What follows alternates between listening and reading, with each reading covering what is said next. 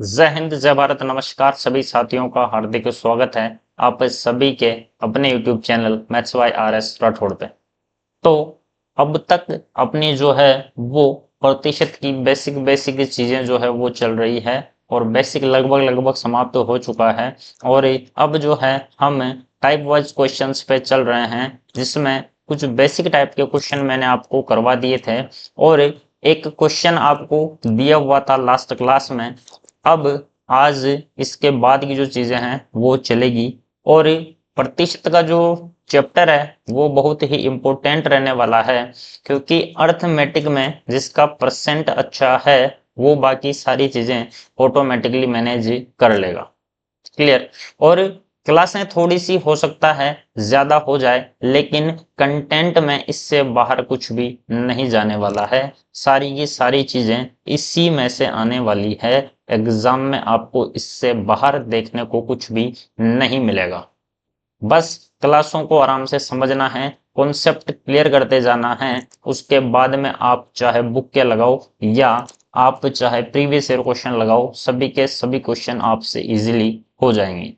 बस एक जो कॉन्सेप्ट है उसको दिमाग में उतार लेना है। जैसा जैसा मैं बताता जा रहा हूं उसको ध्यान से समझ लेना है, प्रॉपर नोट्स बना लेने हैं। सारी चीजें टाइप वाइज चल रही है। क्लियर। जी सर, बिल्कुल। तो ये सवाल दिया था, अब आते हैं इस सवाल पे। इस सवाल को कैसे सॉल्व करेंगे। क्या बोला इसने, एक ट्रेन में उतने ही डिब्बे हैं जितनी की एक डिब्बे में सीट है। क्या बोला, एक ट्रेन में उतने ही डिब्बे हैं,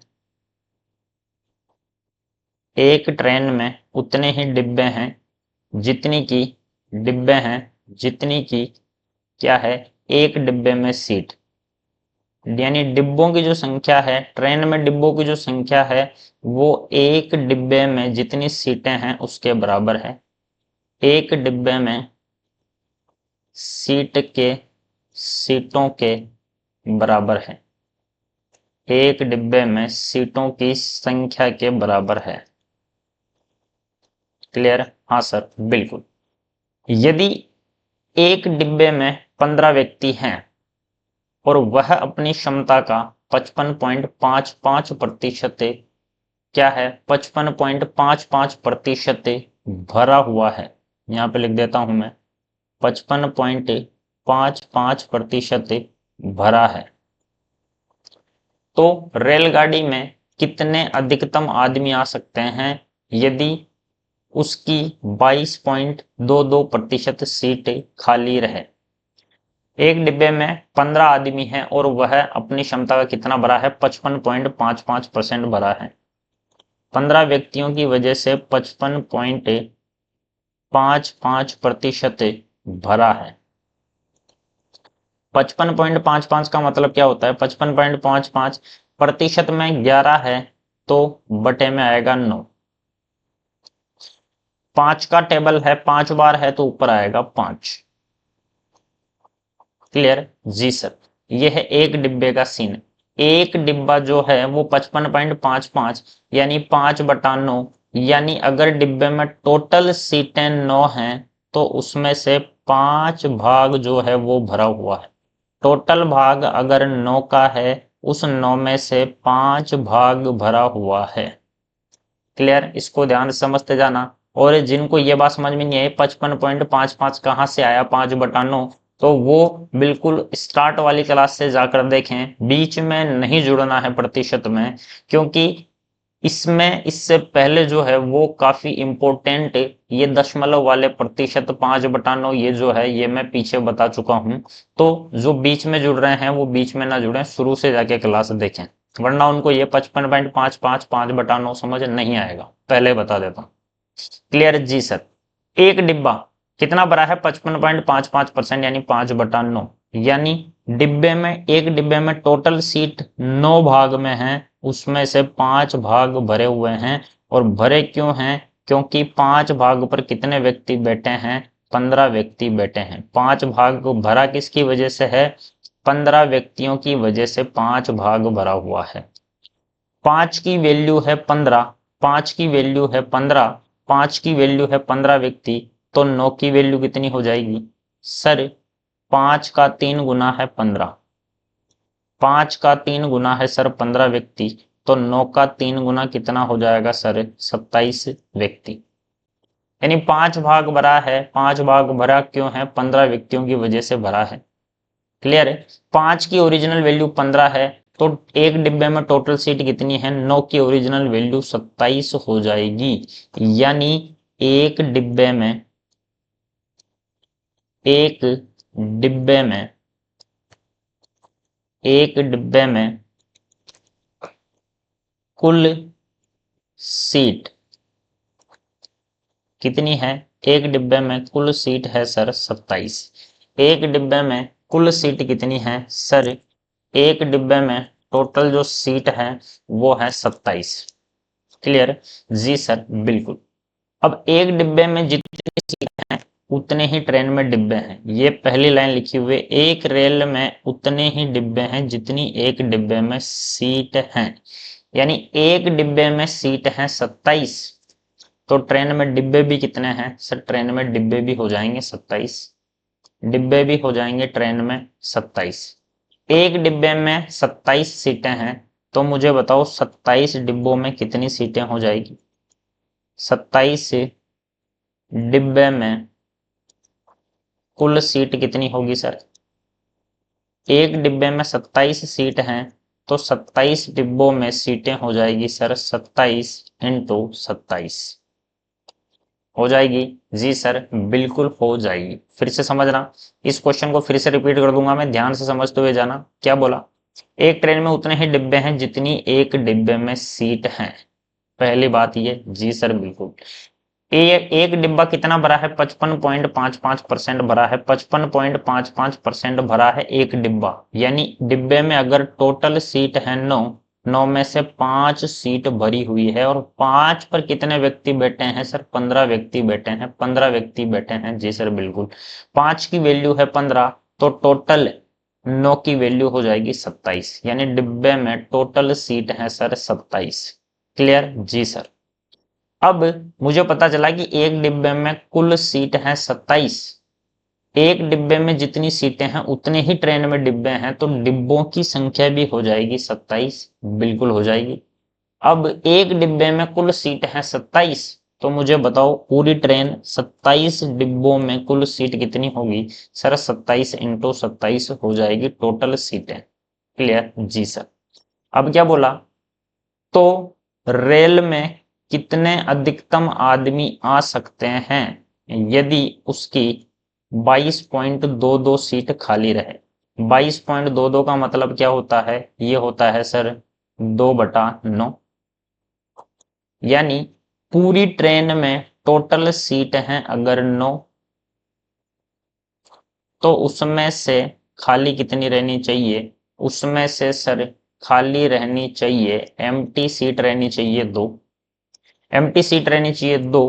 तो क्या बोल रहा है? कितने अधिकतम आदमी आ सकते हैं, तो कितने लोग बैठ सकते हैं? 9 में से 2 भाग खाली रहना चाहिए, तो भरा हुआ भाग कितना होगा? भरा हुआ भाग कितना होगा? भरा भाग कितना होगा? ट्रेन का भरा भाग कितना होगा सर? 9 में से 2 भाग खाली रखना है, तो सर ट्रेन में टोटल सीटें हैं 9, उसमें से 7 भाग भरा जाएगा। 9 में से 2 खाली है, तो 9 में से 7 भाग भरा जाएगा। यदि ट्रेन में टोटल 9 अनुपात में सीट हैं, तो उसमें से 7 भाग पर व्यक्ति बिठा सकते हैं, तब जाके 2 भाग क्या बचेगा? खाली बचेगा। यानी पूरी ट्रेन में टोटल सीटों का अनुपात है 9, और पूरी ट्रेन की टोटल सीटें हैं सर ये कितनी? टोटल सीटें हैं सर 27 इंटू 27। 9 की वैल्यू 27 इंटू 27 है, तो एक की वैल्यू कितनी हो जाएगी? एक की वैल्यू हो जाएगी सर 9 से 27 गया है 3 बार। एक की वैल्यू हो जाएगी सर कितनी? 27 इंटू 3 करेंगे तो ये हो जाएगा 60, और 21 81। एक की वैल्यू हो जाएगी 81। एक की वैल्यू 81, मुझे 7 की वैल्यू निकालनी है। 7 की वैल्यू निकालनी है, तो 7 की वैल्यू होगी सर 7 इंटू 81। यानी ये हो जाएगा कितना? 567, यानी 567 व्यक्ति बिठाए जा सकते हैं ट्रेन में, तब जाके ट्रेन का 2/9 यानी 22.22% भाग खाली रहेगा। क्लियर हुई बात? एक बार इस सवाल को फिर से मैं कर देता हूं, ध्यान से समझना क्या बोला है। इस सवाल को फिर से मैं कर देता हूं, ध्यान से देखना। इसने बोला है कि एक ट्रेन में, इसने बोला है एक ट्रेन में जितने डिब्बे हैं, एक ट्रेन में जितने डिब्बे हैं, डिब्बों की संख्या वो बराबर है एक डिब्बे में सीटों की संख्या के। एक डिब्बे में सीटों की संख्या के। जी सर बिल्कुल। इसने बोला एक डिब्बे में 15 व्यक्ति बैठे हैं, जिसकी वजह से 55.55% भरा है। एक डिब्बे का सीन यह है कि 55.55% भरा है। 55.55% होता है 5/9, यानी एक डिब्बे में टोटल सीट 9 है, 9 में से 5 भाग भरा है। और भरा क्यों है? क्योंकि 15 व्यक्ति बैठे हैं। 5 की वैल्यू 15 तो 3 की वैल्यू हो जाएगी 27, यानी डिब्बे में कुल सीट हो जाएगी 27, यानी एक डिब्बे में 27 व्यक्ति बैठ सकते हैं। एक डिब्बे में 27 सीट हैं, तो डिब्बों की संख्या भी कितनी होगी? डिब्बों की संख्या भी हो जाएगी सर 27। एक डिब्बे में सीट है सर 27, तो 27 डिब्बों में सीट कितनी हो जाएगी? 27 डिब्बों में सीट हो जाएगी सर कितनी? 27 इंटू 27। अब ये बोल रहा है कि मुझे इस ट्रेन में कितने व्यक्ति बिठा सकता हूं ताकि 22.22 भाग खाली रहे। 22.22 भाग खाली रहने का मतलब है कि ट्रेन का 22.22 भाग खाली रहने का मतलब है 22.22% होता है सर 2/9। 9 में से 2 भाग खाली रहे तो भरा कितना जाएगा? भरा जाएगा सर 9 में से 7 भाग भरा जाएगा, बिल्कुल। और ट्रेन में टोटल सीटें हैं 9, 9 की वैल्यू है 27 इंटू 27, तो एक की वैल्यू हो जाएगी 9 से 27 गया 3 बार, एक की वैल्यू हो जाएगी 81। एक की वैल्यू 81, तो ट्रेन में कितने व्यक्ति बैठाए जा सकते हैं? 7 की वैल्यू हो जाएगी 81 इंटू 7, यानी 567 व्यक्ति ट्रेन में बिठाए जा सकते हैं। यह मेरा हो जाएगा आंसर। क्लियर हुई बात? बिल्कुल एकदम बात क्लियर हो चुकी होगी सभी को। उम्मीद करता हूं यह सवाल मैंने 2 नहीं 3 बार समझा दिया है और अच्छे से क्लियर हो जाना चाहिए सभी को। क्लियर? Yes sir. अब आते हैं अगले सवाल पे। अगला सवाल है आपका ये, ए की लंबाई बी से 60% अधिक है। ए की लंबाई बी से 60% अधिक है, यानी बी अगर 100% है तो ए कितना है? 160%। तो पूछ रहा है बी की ए से कितने प्रतिशत कम होगी? ए से कितनी कम है? कितनी कम है सर? बी की ए से कितनी कम है? 60 कम है। कहां से? ए से। ए से जिसके साथ से लगा हो वो आता है नीचे, यानी किससे कम है सर? 160 से 60 कम है। प्रतिशत में बदलने के लिए 100 का गुणा करते हैं। 0 से 0, 2 से 8 बार, 2 से 8 बार नहीं, 2 से कटेगा सर 3 बार और 2 से कटेगा 8 बार। 3/8, 1/8 होता है 12.5, 3/8 हो जाएगा 37.5। बता चुका हूं पहले ऑलरेडी, 37.5% मेरा क्या हो जाएगा? आंसर। 37.5% आंसर हो जाएगा। ए की लंबाई बी से 60% अधिक है, तो बी की लंबाई ए से कितने परसेंट कम होगी? अब बहुत सारे ये सोचेंगे सर 60% अधिक है तो 60% ही कम होनी चाहिए। नहीं, 60% कम नहीं होगी। ये चीज हमेशा ध्यान रखनी है। ये चीज ऐसे सोल्व होगी, जिसके सापेक्ष बात करी जा रही है वो नीचे आएगा और उसके अकॉर्डिंग ही काम चलेगा। ए की लंबाई बी से 60% अधिक है, बी अगर 100 है तो ए 60 ज्यादा कितना है सर? 160 है। तो बी ए से कितना कम है सर? बी 60 कम है। कहां से? ए से। ए से का मतलब 160 से। और प्रतिशत में बदलने के लिए 100 का गुणा 16 किया तो 37.5, 37.5 मेरा हो जाएगा आंसर। अगला सवाल है ये, ए की आय बी से 10% कम है। ए की आय बी से 10% कम है, यानी बी अगर 100 है तो ए 10 कम है, कितना है 90 है।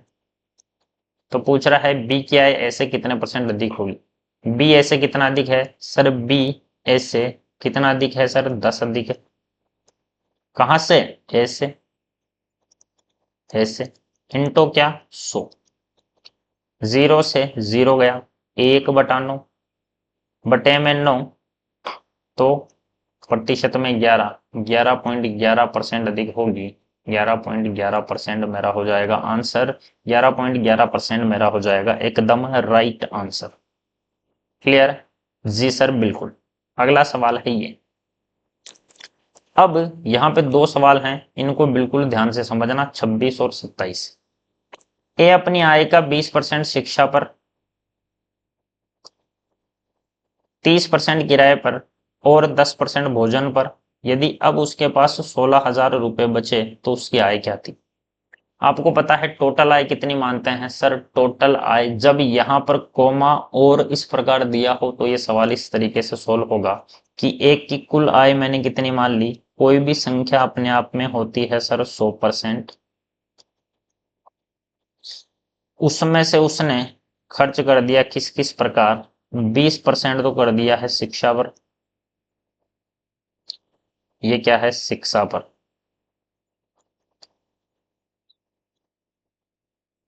10% कर दिया है भोजन पर, ये है सर भोजन पर कर दिया है 10%, 30% कर दिया है किराए पर, किराए पर कितना कर दिया, किराए पर कर दिया है 30%।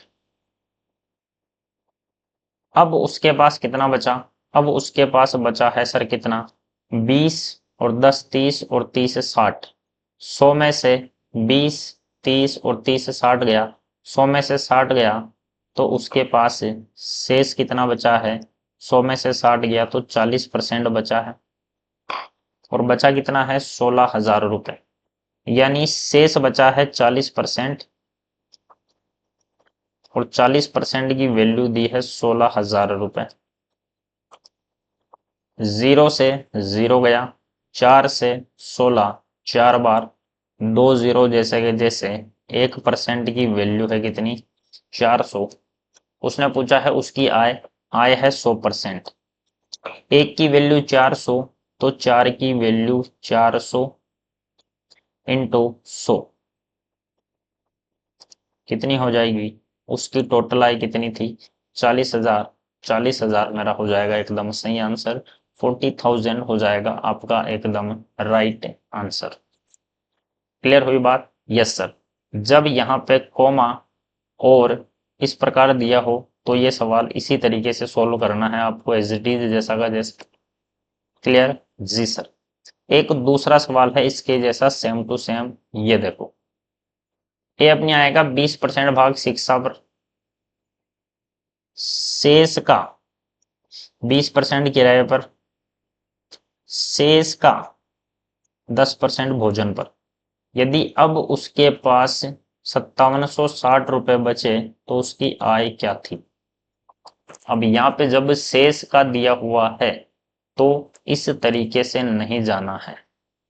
क्लियर, ये तरीका जब भी लगाना है जब सीधा सीधा दिया हो, 20% शिक्षा पर, 30% किराए पर, 10% भोजन पर, सीधा दिया हो तो ही ऐसे करना है सीधा सीधा। जब ऐसे शेष का दिया हो तो सवाल सोल्व होगा इस प्रकार। माना टोटल आय मैंने मान ली है x, टोटल आय है x। क्लियर, जी सर बिल्कुल। ए अपनी आय का 20% भाग शिक्षा पर, इस x का 20% शिक्षा पर खर्च कर दिया तो इस x का बचेगा कितना। टोटल आय में 100% मानता हूं, टोटल आय में 100% मानता हूं, तो इस x का 20% भाग इसने खर्च कर दिया है शिक्षा पर, शिक्षा पर तो बचा कितना सर, इस x का 20% खर्च हो गया तो x का बचेगा 80%। ये है शेष राशि, बची हुई राशि है, ये शेष राशि है। इस शेष राशि का, इस शेष राशि का, शेष राशि का 20% किराए पर, इसका 20% किराए पर खर्च कर दिया तो बचा कितना? इस राशि का 20% किराए पर खर्च कर दिया तो इस राशि का कितना बचेगा? इस राशि का 80% बचेगा, क्योंकि ये राशि अपने आप में 100% हो गई है। बिल्कुल हो गई है जी सर, बिल्कुल। अब ये बची है शेष राशि, शेष बची हुई राशि है। इस राशि शेष का, ये शेष बची हुई राशि है, इसका का मतलब गुणा 10% भोजन पर, इसका 10%, इसका 10% भोजन पर खर्च किया तो इसका बचा कितना? 90% बचा है। और उसके पास बचा कितना? और उसके पास बचा है 5760 रुपए। क्लियर जी सर, बिल्कुल। सर उस मेथड से क्यों नहीं गए? उस मेथड से जाते तो देखो सवाल होता ऐसे, ध्यान से समझना। क्या बोला इसने? इसने बोला है सर ये अपनी आय का 20% भाग शिक्षा पर, टोटल आय मैंने मान ली उसकी 100%। उसने क्या किया? 20% खर्च कर दिया शिक्षा पर, तो बचा कितना है? शेष बचा है 80%। ये परसेंट, इस परसेंट को बिल्कुल नहीं छेड़ना, इस परसेंट को बिल्कुल नहीं छेड़ना है। ये परसेंट इस 100 का परसेंट है, ये जो परसेंट का चिन्ह है इसको बिल्कुल भी नहीं छेड़ना है, ठीक है। अब ये बची है शेष राशि, शेष राशि का, इस राशि का, इस राशि का कितना? इस राशि का 20% किराए पर, इसका 20% किराए पर खर्च किया, इसका 20% देख लेते हैं कितना होता है भाई। 80% का मतलब गुणा 20%, कितना होगा सर? 0 से 0 गया, 2 से गया है 4 बार, 2 से गया है 5 बार, 5 से ये गया है 4 बार, 4 इंटू 4 कितना? 16%। ये हुई है 16%। 80 में से 16% खर्च किया किराए पर, तो 80 में से बचा कितना? 80 में से बचा है सर 64%। ये बची है शेष राशि। क्लियर? इस राशि का, इस राशि का, इस राशि का 10% भोजन पर खर्च किया तो बचे कितने? 90%। इस राशि का, इस शेष का 10% खर्च कर दिया उसने भोजन पर, इसका 10% खर्च कर दिया भोजन पर, तो इसका बचा कितना? इसका बचा है सर 64 का, बचा है 90%। और उसकी वैल्यू कितनी दी है? 5760 रुपए, 5760 रुपए दी है, बिल्कुल दी है सर, ठीक है। अब यहाँ पे कैलकुलेशन तो वही करनी पड़ेगी आपको, 64/100, 90/100। इधर भी देख लो, इधर भी सेम टू सेम ही है, 64/100, 90/100। यहाँ पर एक 100 गायब है क्योंकि एक्स है। क्लियर हुई बात? बिल्कुल सर, दोनों से आंसर सेम ही आना है, लेकिन यहाँ पर इतना कैलकुलेटिव जाएगा, इतना, और यहाँ पर इतने से में काम हो जाएगा। क्लियर? इसको करके देखते हैं क्या आंसर आएगा, देखना ध्यान से। 1 2 3 0 से 1 2 3 0 उड़ा दिए मैंने, बिल्कुल। काटेंगे इसको, इसको काट देता हूं मैं, 9 से काट दिया मैंने 6 बार, 4 बार, 0 बार, ये कट चुका है सर, बिल्कुल। 8 से ये कट गया है 80 बार, और 8 से ये कट गया है 10 बार, यानी x बटा नीचे है 100 इंटू 10 यानी 1000, बराबर इधर बचा है 10। 1000 इधर भेज दिया तो उसकी जो इनकम है वो आ जाएगी 10,000 रुपए। ये हो जाएगा मेरा आंसर। आंसर इधर भी वही आएगा, देख लो ध्यान से, इधर भी वही आएगा। काटो, 0 से 0 गया, 9 से ये कट चुका है कितनी बार? 640 बार, 64 से काट दिया एक बार, 64 से काट दिया 10 बार। 1% का मान आ गया है 10। 1% का मान है 10। टोटल आय मैंने मानी थी 100। 100 का मान आ जाए, 1% का मान है 100। टोटल आय 100 मानी थी, तो 100 का मान 100 इंटू 100 कितना हो जाएगा? 10,000 रुपए। आंसर दोनों से सेम ही आना है, लेकिन इस टाइप से जाओगे तो इस तरीके से आपको कैलकुलेटिव पड़ेगा, और उस टाइप से जाओगे तो इतना कैलकुलेटिव नहीं पड़ेगा। क्लियर? एक बार फिर से क्लियर कर देता हूं। एक बार फिर से दोनों के दोनों जो है वो मैं रिपीट कर देता हूं। पूरा का पूरा रिपीट करना पड़ेगा, मुझे पता है पूरा रिपीट करना पड़ेगा, क्योंकि दोनों कॉन्सेप्ट आपको समझ में आने जरूरी हैं। ध्यान से देखना। जब भी शेष का ऐसा है तो आपको इसी मेथड से जाना है। जब भी शेष का, ये अपनी आएगा 20% भाग शिक्षा पर शेष का, 20% किराए पर शेष का, 10% भोजन पर, तो उसके पास इतने रुपए बचे, तो आय बताओ। आय मान ली मैंने उसकी x, ये टोटल आया है 100% भी।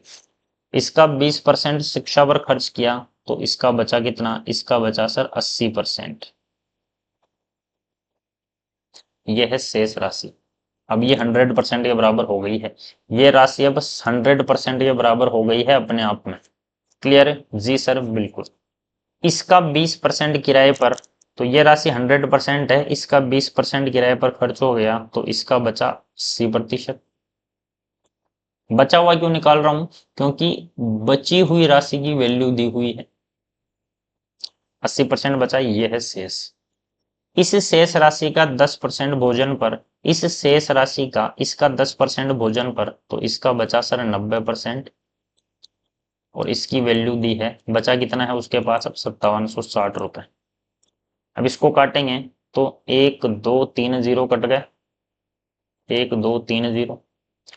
9 से ये कट गया 640 बार, 8 से ये कट गया 80 बार, 8 से ये कट गया 10 बार, यानी x बटा 1000 की वैल्यू है 10, तो राशि उसकी पेमेंट हो जाएगी 10,000 रुपए।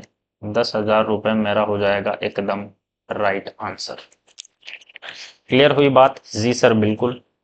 दूसरा मेथड भी देख लेते हैं। दूसरा मेथड भी एक बार फिर से देख लो। दूसरा मेथड भी एक बार फिर से देख लो।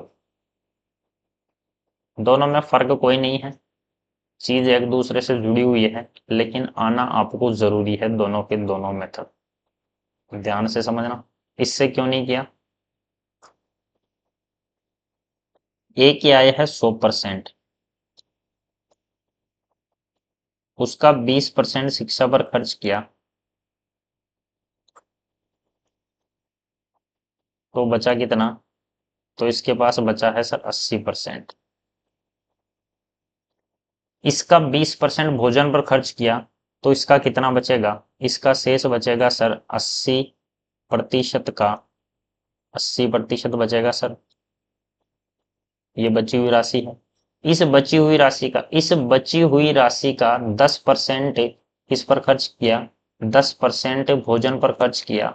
बची हुई राशि का 10% भोजन पर खर्च किया, तो इस बची हुई राशि का कितना बचेगा? इस बची हुई राशि है 80% का, 80% बची हुई राशि का 10% भोजन पर, तो बचा कितना? 90%। और इसकी वैल्यू दी है 5760 दी है बिल्कुल। अब काटेंगे इसको। 0 से 0 गया, 0 से फिर 0 गया, और इधर भी 0 से 0 से 0 गया। 9 से ये कटा है 640 बार, 8 से ये कटा है 80 बार, 8 से ये कटा है 10 बार, और इधर क्या है? 1%। इधर बचा है सर 1% बटा 100, यहाँ बचा है 1% बटा 10। 1% बटा 10 बराबर है 10। ये 10 इधर भाग में है, उधर जाएगा तो गुणा हो जाएगा, यानी 1% की वैल्यू आ जाएगी 100। तो 100% की वैल्यू 100 इंटू 100 बराबर 10,000 रुपए मेरा हो जाएगा एकदम राइट आंसर। क्लियर हुई बात? जी सर, अब बात एकदम क्लियर हो गई होगी। अब बात एकदम सभी को क्लियर हो गई होगी। अब आते हैं आगे, अगला है ये प्रतिशत वृद्धि और प्रतिशत कमी। ध्यान से समझना आप, नेक्स्ट कॉन्सेप्ट आता है। अब देखो हमने क्या क्या पढ़ लिया, हमने क्या क्या पढ़ लिया, एक बार मैं एक बार पूरा रिवाइज करवा देता हूं। हमने पढ़ा प्रतिशत को भिन्न में बदलना और भिन्न को प्रतिशत में बदलना। दूसरी चीज पढ़ी दशमलव वाली प्रतिशत। दूसरी चीज पढ़ी है दशमलव वाली प्रतिशत। दशमलव भिन्न हमने पढ़ी। दशमलव भिन्न के बाद में हमने क्या पढ़ा, हमने इसी में पढ़ा था कि सर x का y प्रतिशत बराबर होता है y का x प्रतिशत। इसके बाद क्या पढ़ा, इसके बाद हमने पढ़ा कि सर प्रतिशत में हर में क्या क्या आएगा, हर में आएगा सर पहली चीज टोटल या ओरिजिनल मान हर में आएगा, जिसके साथ का हो वो आएगा, जिसके साथ से हो वो आएगा। तो अंश में क्या आएगा सर, अंश में वो आएगा जो पूछा गया है, जो पूछा गया है वो आएगा अंश में। उसके बाद मैंने बताया कोई भी संख्या अपने आप में 100% होती है। कब तक, जब तक उसकी तुलना अन्य संख्या से न की जाए तब तक संख्या 100% होगी। और अब तक जो क्वेश्चन किए वो बेसिक क्वेश्चन थे, यानी छोटे मोटे जितने भी एग्जाम हैं वो सारे के सारे इन क्वेश्चन से में कवर हो जाएंगे, अपने छोटे मोटे एग्जाम्स हो गए। अब आते हैं आगे, आगे बात करता हूं मैं। आगे आता है सर, आगे आता है आपका प्रतिशत वृद्धि। अगला कॉन्सेप्ट है, अगला कॉन्सेप्ट है सर प्रतिशत वृद्धि या प्रतिशत कमी। प्रतिशत वृद्धि या प्रतिशत कमी। अब ध्यान से समझना, कोई भी संख्या अपने आप में 100% होती है, कोई भी संख्या अपने आप में 100% होती है। अब इसके बाद ही यहां से चीजें स्टार्ट होगी। अगर मैंने किसी संख्या में 10% की वृद्धि की तो वो कितनी हो जाएगी, संख्या होती है, कोई भी संख्या अपने आप में 100% होती है। अगर 10% की वृद्धि करोगे तो संख्या हो जाएगी 110%। आपने किसी संख्या में 10% की कमी कर दी तो कितनी बचेगी, वो बचेगी सर 90%। किसी संख्या में 20% की वृद्धि कर दी तो कितनी हो जाएगी, संख्या 100% होती है, 20 की वृद्धि तो हम संख्या का निकालेंगे 120%। 120%, इसको मैं ऐसे लिख देता हूं, इसको मैं ऐसे लिख देता हूं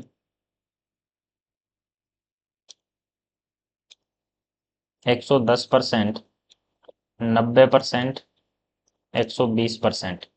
मैंने बोला किसी संख्या में 20% की कमी होती है तो कितनी बचेगी सर, वो बच जाएगी 80%।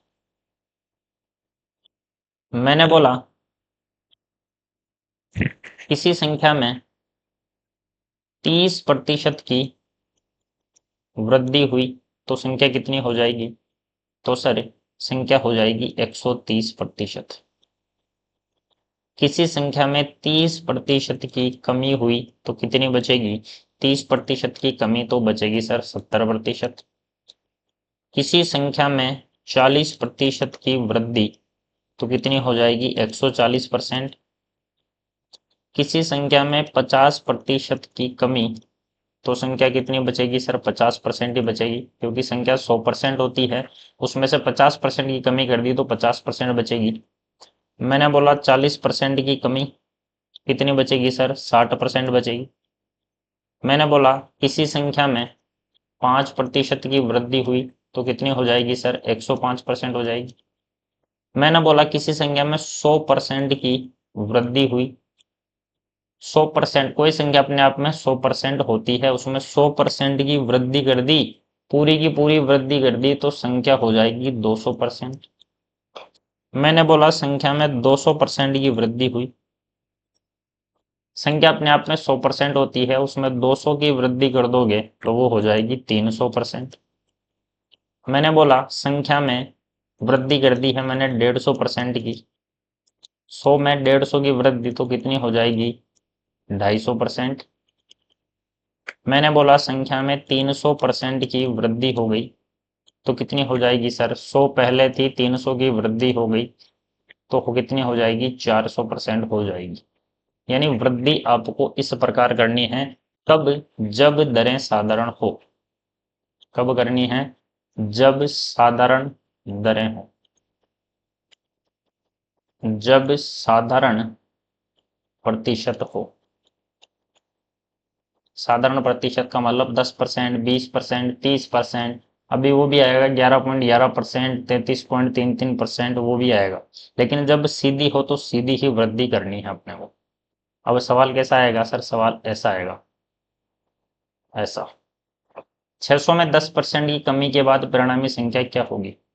600 में 10% की कमी होगी तो 600 का कितना बचेगा? 600 का 90% बचेगा सर।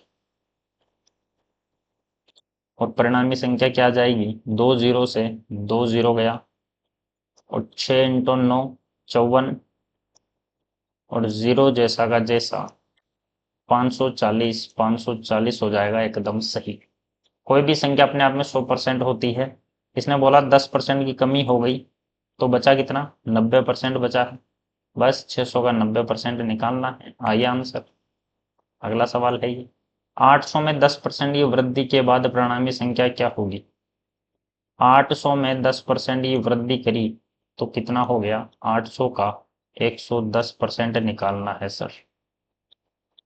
2 जीरो से 2 जीरो, 8 इंटू 11 88 हो गया, और 88, ये रहा मेरे पास एक जीरो, ये उठ के लग जाएगा यहाँ पे। 880 मेरा क्या हो जाएगा आंसर? 880 हो जाएगा मेरा आंसर। अगला सवाल है ये, किसी संख्या में 20% वृद्धि के बाद 600 प्राप्त हुआ।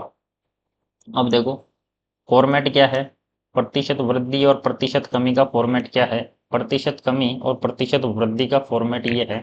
सवाल ऐसा आएगा कि संख्या दी जाएगी, एक तो होती है संख्या, एक होगी प्रतिशत वृद्धि दे देगा या प्रतिशत कमी दे देगा, और इधर जो आंसर आएगा वो आएगा परिणामी संख्या। परिणामी संख्या। क्लियर? जी सर। ये चीज दी जाएगी, ये चीज तो आपको दी जाएगी, या तो ये चीज देके ये वाली चीज पूछ लेगा, या ये वाली चीज देके ये वाली चीज पूछ लेगा। यही सवाल बनता है प्रतिशत वृद्धि और प्रतिशत कमी में। या तो ये वाली चीज देके ये वाली चीज पूछेगा, या ये वाली चीज देके ये वाली चीज पूछेगा। जैसे पहला सवाल जो है उसमें संख्या दे दी, संख्या देके परिणामी संख्या पूछ लिया। पहला सवाल में संख्या दे दी और परिणामी संख्या पूछ लिया। दूसरे सवाल में भी संख्या दे दी और परिणामी संख्या पूछ ली। तीसरा सवाल जो है इसमें किसी संख्या में संख्या नहीं दी, किसी संख्या में 20% की वृद्धि, x में 20% की वृद्धि हो गई तो x हो गया कितना? x का 120% निकलेगा। किसी संख्या में 20% की वृद्धि के बाद कितना मिलता है सर? 600 मिलता है। तो आपसे पूछ लिया कि बताओ संख्या क्या थी। अब तक तो ये वाली चीज देके इधर वाली चीज पूछ रहा था, इसमें इधर वाली चीज देके ये वाली चीज पूछ ली। क्लियर? घबराना नहीं है बिल्कुल भी, एच डी जैसा वैसा कर लेना है, कोई दिक्कत नहीं। 0 से 0 गया, 12 से 60 कट चुका है 5 बार, और 100 इंटू 5, एक्स का मान कितना हो जाएगा सर? 500। 500 हो जाएगा मेरा एकदम राइट आंसर, 500 हो जाएगा मेरा एकदम राइट आंसर। कुछ सवाल और लेते हैं। मैंने बोला किसी संख्या में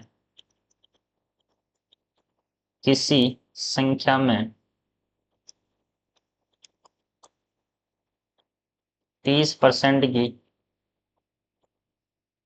कमी के बाद कितना मिला? 5600 प्राप्त हुआ।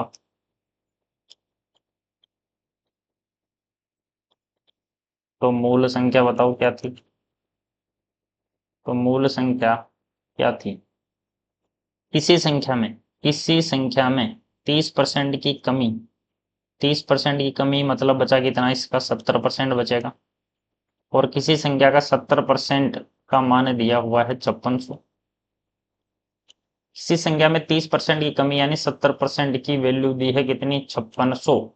तो पूछ रहा है कि मूल संख्या क्या थी, ये निकालना है मूल संख्या क्या थी। करो सोल्व। 0 से 0 गया, 7 से 56 गया है 8 बार, 0 का 0।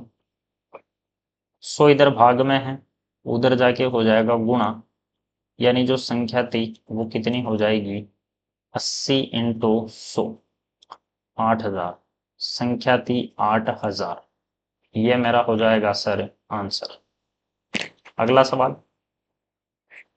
मैंने बोला 1200 में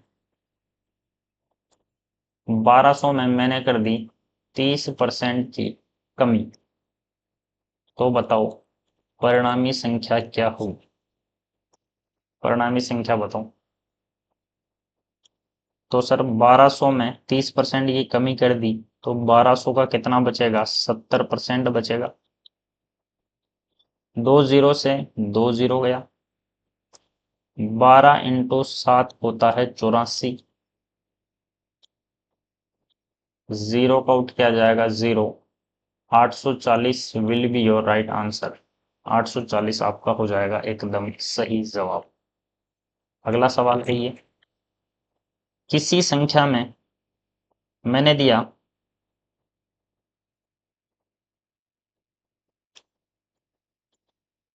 9000 में पहले 9000 में पहले 20% की वृद्धि हुई, फिर 20% की कमी हुई। तो बताओ परिणामी संख्या क्या मिलेगी? सेम टू सेम 9000 में पहले 20% की वृद्धि हुई तो 9000 का हो गया 120%।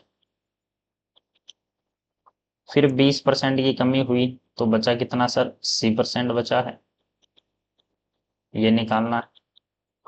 0 से 0, 0 से 0, 2 0 से 2 0 कट गया। 12 इंटू 9 कितना हो गया है? 12 इंटू 9 हो गया है 108। 0 का 0 इंटू कितना है सर? 8 और है, करो गुणा। 864, 864, 0 का 0। ये मेरा हो जाएगा आंसर। ये मेरा हो जाएगा एकदम राइट आंसर। क्लियर हुई बात? जी सर बिल्कुल, यहां तक बात एकदम क्लियर हो जानी चाहिए सभी को। आगे चलते हैं। अगला सवाल है आपके पास ये। अगला सवाल है ये। मैंने बोला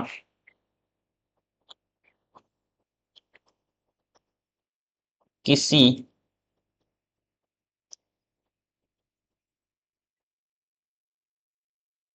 किसी संख्या में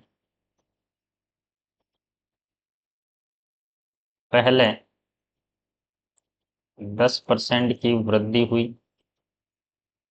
फिर 10% की कमी हुई, और वह संख्या कितनी हो गई है? वह संख्या हो गई है सर 9800 हो गई है। तो आपको बताना है कि मूल संख्या क्या थी। आपको बताना है वह संख्या क्या थी। मूल संख्या बताना है कि मूल संख्या पहले क्या थी। क्लियर जी सर। किसी संख्या में पहले हुई 10% की वृद्धि यानी हो गई 110%। फिर हुई 10 की कमी तो बची 90%।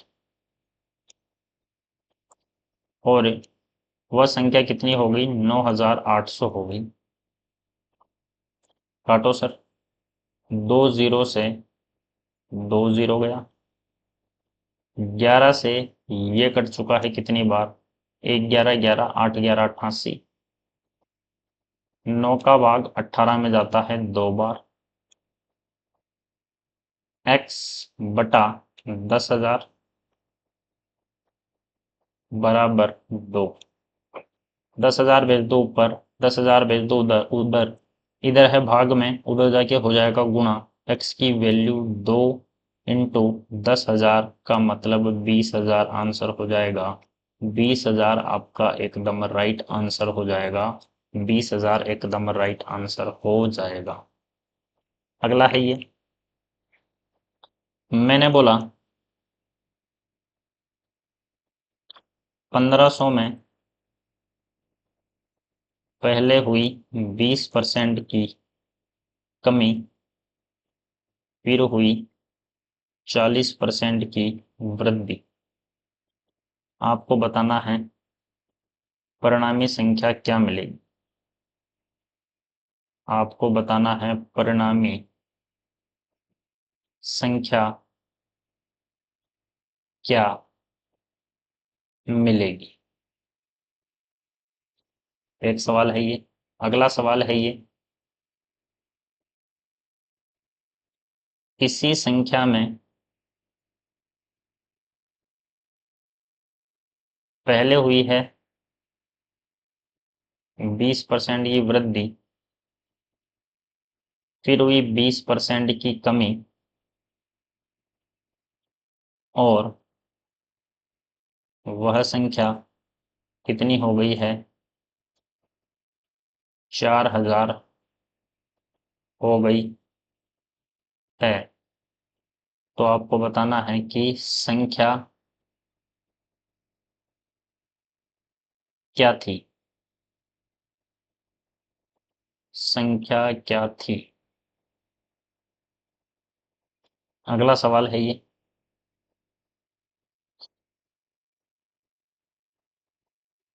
2500 में पहले हुई 30% की वृद्धि,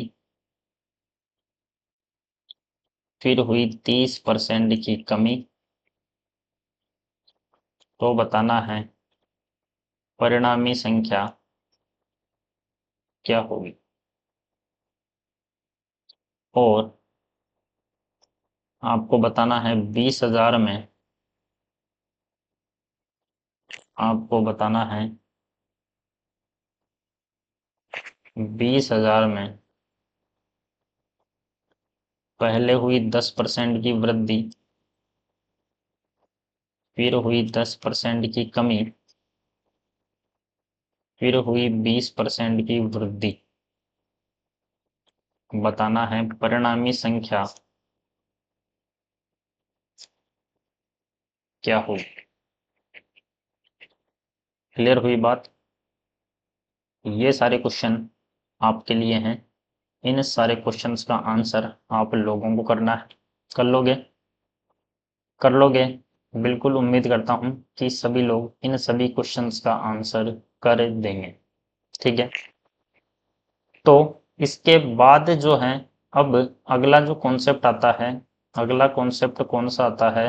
अगला कॉन्सेप्ट आता है सर, अगला कॉन्सेप्ट आता है सर हमारे पास ये। ध्यान से देखना। अगला कॉन्सेप्ट आता है सर दशमलव में वृद्धि या कमी। दशमलव वाली दे दे तो किस प्रकार करेंगे, दशमलव वाली दे दे तो किस प्रकार करेंगे। मैंने बोला 33.33% की वृद्धि। 33.33 होता है 1/3। यानी क्या बोल रहा है, अब ध्यान से समझना। मैंने बोला 10% की वृद्धि, तो आपने क्या लिखा, 10% की वृद्धि को सर 10% की वृद्धि को जब मैं बोलता हूं आपको कि 10% की वृद्धि, तो आपने लिख दिया 110%। आया कहां से, यहां से आया, देखो 10%। 10% को कितना लिखोगे, 10/100। क्या बोल रहा है, इसका मतलब है कि ओरिजिनल मान है 100। 100 में 10 की क्या हो रही है, 100 में 10 की हो रही है वृद्धि। 100 में 10 की वृद्धि हुई तो कितना हो गया, 110% हो गया। मैंने बोला 20% की कमी। 20% को आप लिखते हो 20%, यानी क्या बोल रहा है, 100 में 20 की क्या करनी है, कमी करनी है। तो आपने लिख दिया सर 80% बचा है। ये तो लिख रहे हो आप परिणामी। सेम टू सेम इधर भी ऐसे होगा। 33.33 को लिखते हैं 1/3। 3 में 1 की वृद्धि करनी है, तो ये हो जाएगा सर 4/3। मैंने बोला 66.66% की वृद्धि। 66.66 होता है सर 2/3, यानी ओरिजिनल मान है 3। 3 में 2 की करनी है वृद्धि। 3 में 2 की वृद्धि करोगे तो 3 से हो जाएगा 5। क्लियर, बिल्कुल सर। मैंने बोला 11.11% की कमी। 11.11 होता है 1/9। 9 में 1 की करनी है कमी, तो ये हो जाएगा 8/9। ये 11.11 1/9 कैसे आ रहा है, जिनको नहीं पता वो स्टार्ट वाली क्लासे जाके देखें। पिछली क्लासे पूरी कंप्लीट करके ही अगली क्लासों में जुड़ें, क्योंकि कॉन्सेप्ट बहुत ही शानदार, दमदार और जानदार चलने वाले हैं और इसी तरीके से चीजें कंटिन्यू रहेगी। मैंने बोला 18.18% की वृद्धि, तो 18.18% होता है सर 2/11। 11 में 2 की क्या करनी है सर, वृद्धि करनी है, तो ये हो जाएगा सर 13/11। मैंने बोला 16.66% की कमी। 16.66 1/6 होता है। 6 में 1 की करनी है कमी, तो ये हो जाएगा 5/6। मैंने बोला आपको क्या, मैंने बोला 14.28% की वृद्धि।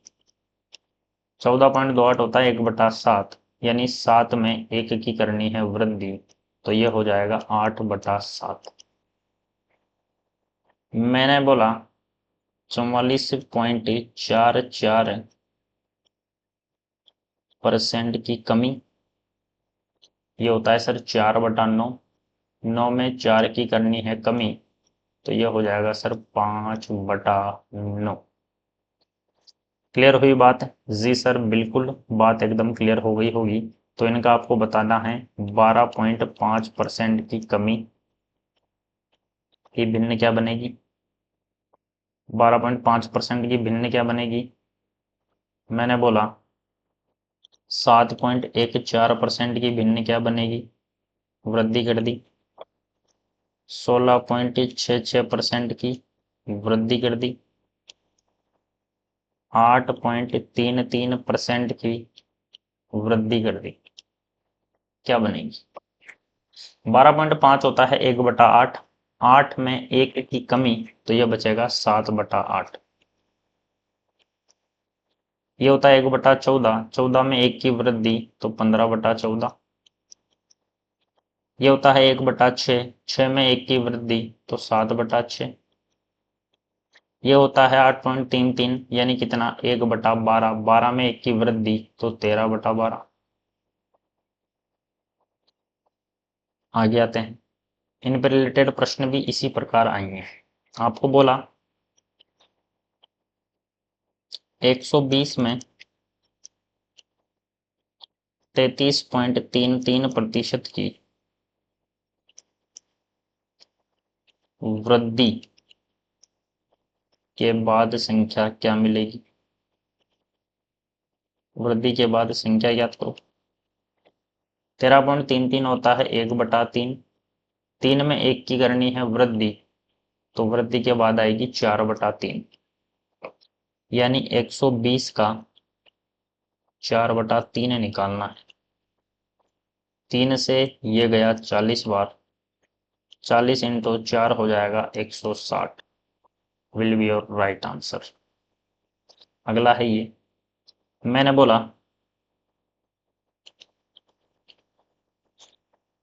किसी संख्या में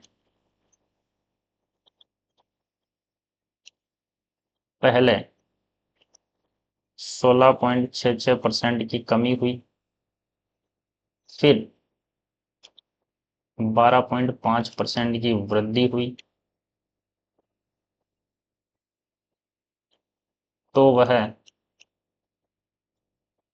कितनी हो गई, 900 हो गई। तो संख्या क्या थी,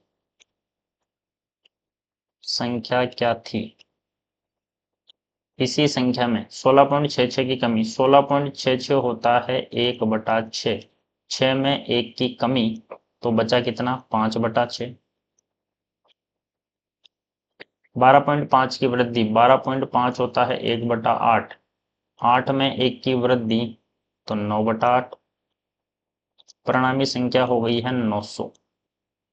9 से 9 गया एक बार, 5 से ये कट गया है 20 बार, 6 इंटू 8 48, 6 इंटू 8 48, 48 इंटू 2 कितना 96, 960।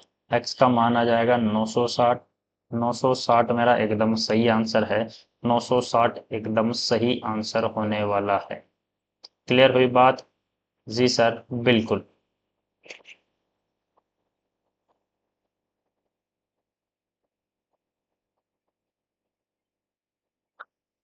तो ये हुआ आपका प्रतिशत वृद्धि और प्रतिशत कमी पे रिलेटेड कॉन्सेप्ट, ये भी यहीं पे समाप्त होता है। आज अपन ने प्रतिशत वृद्धि और प्रतिशत कमी जो है इसको कंप्लीट कर लिया है।